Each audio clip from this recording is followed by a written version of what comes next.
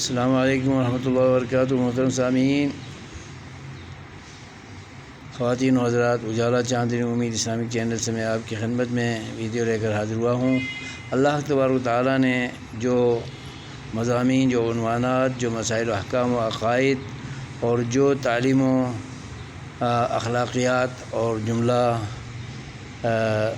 رہنمائیاں قرآن کریم میں رکھی ہیں، ان میں سے بطور نچوڑ، بطور اختصار کے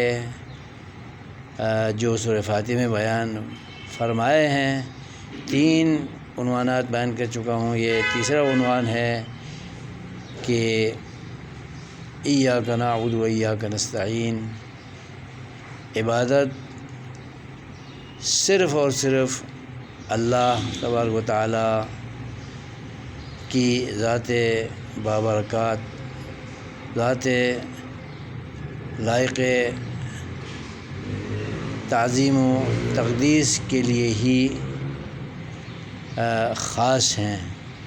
تو اس عنوان، عبادت کا عنوان بھی، استعانت کا عنوان بھی عقیدہ توحید سے ہی وابستہ ہے، اسے الگ بھی بیان کیا ہے۔